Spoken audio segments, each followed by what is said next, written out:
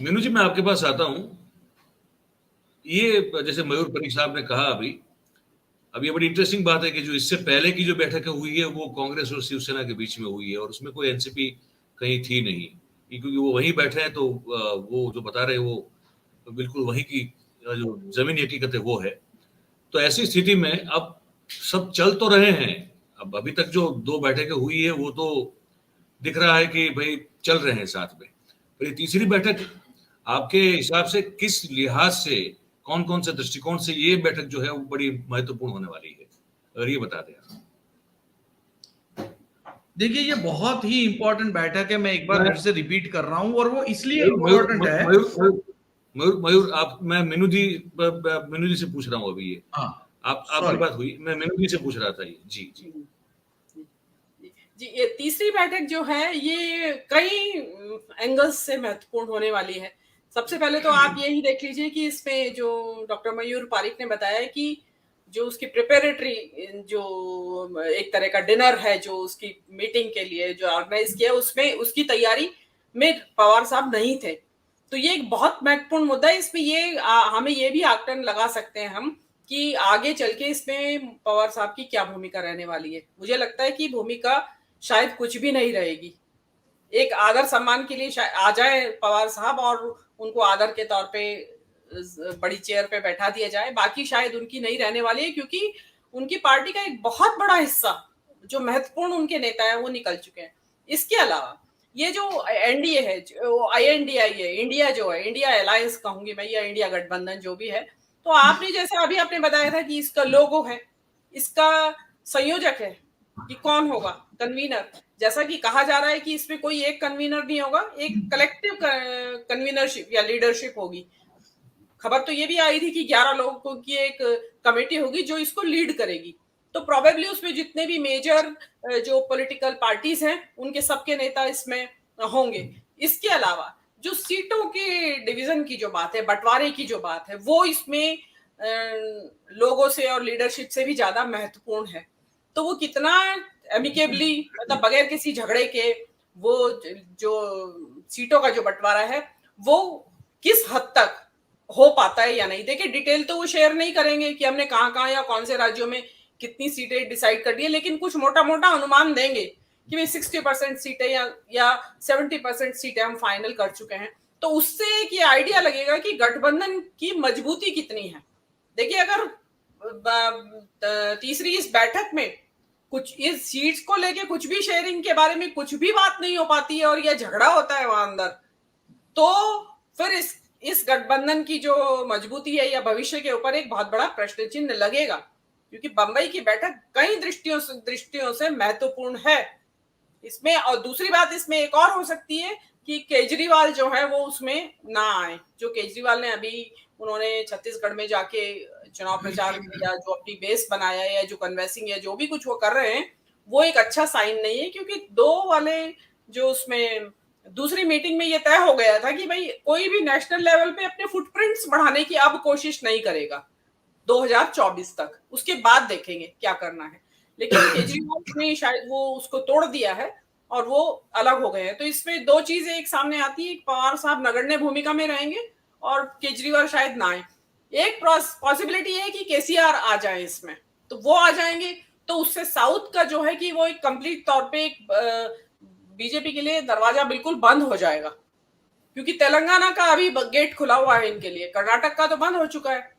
तो तेलंगाना का जो गेट खुला हुआ है और केसीआर अगर इंडिया के साथ आ जाते हैं तो उसमें उनका जो एंट्री है भाजपा की, उसके लिए एक तरीके का बिल्कुल रोड ब्लॉक खड़ा कर दिया जाएगा और उसको पार करना बीजेपी के लिए बहुत मुश्किल काम होगा।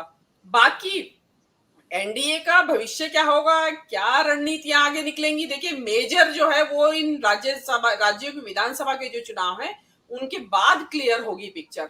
अगर इसमें कांग्रेस जीत जाती है, जो कि कहा जा रहा है कि 3 राज्यों में शायद वापसी की संभावना है, तो अगर वो हो जाता है तो डेफिनेटली कांग्रेस जो है ड्राइविंग सीट में होगी। और थोड़ी कांग्रेस के की शर्तें या ये कहिए कि कांग्रेस की से रहेगी इस पूरे गठबंधन में, और इंडिया गठबंधन को मजबूती भी मिलेगी इस जीत से। तो अभी जो ये तीसरी बैठक है इसमें कुछ मुख्य मुद्दे तो उसमें सामने कुछ उनकी रूपरेखा सामने आएगी और उनके भविष्य की कितनी मजबूती है वो भी पता चल जाएगी। लेकिन बाकी का मैं ज्यादा टिप्पणी अच्छे सशक्त जो कि कन्विंस होने के बाद टिप्पणी में तीनों विधानसभा चुनाव के नतीजे के बाद करूंगी। जी मीनू जी, क्या लगता है कि ये जो 26 पक्ष जो है मिले हुए हैं इंडिया के, जो फिर से एक बैठक होगी मुंबई में 31 अगस्त को, इनमें से कोई अभी भी जो है, कोई आपको लगता है संभावना हो कि कोई इधर उधर चला जाए? इधर उधर कहाँ, उधर ही की बात कर रहे हैं हम तो, कि उधर चला जाए कोई, ऐसा कोई आपको संभावना लग रही है कि ये इंटैक्ट रहेगा, कि कुछ कुछ हो सकता है गड़बड़? देखिए, जिन कारणों से ये 26 दल एक साथ आए हैं, जिसकी कि किसी को उम्मीद नहीं थी, कोई उम्मीद नहीं कर रहा था कि इस तरीके से ये इंडिया गठबंधन बन जाएगा। जिन कारणों से ये साथ आए हैं वो कारण अभी भी मौजूद है और उन्हीं कारणों की वजह से ये एक रहेंगे। तो अब ये डिपेंड करता है कि कौन कितनी मजबूती के साथ रखता है। सीट होंगी मेन कारण। अगर कोई बोन ऑफ कंटेंशन मतलब झगड़े की कोई वजह बनी तो केवल सीटें होंगी।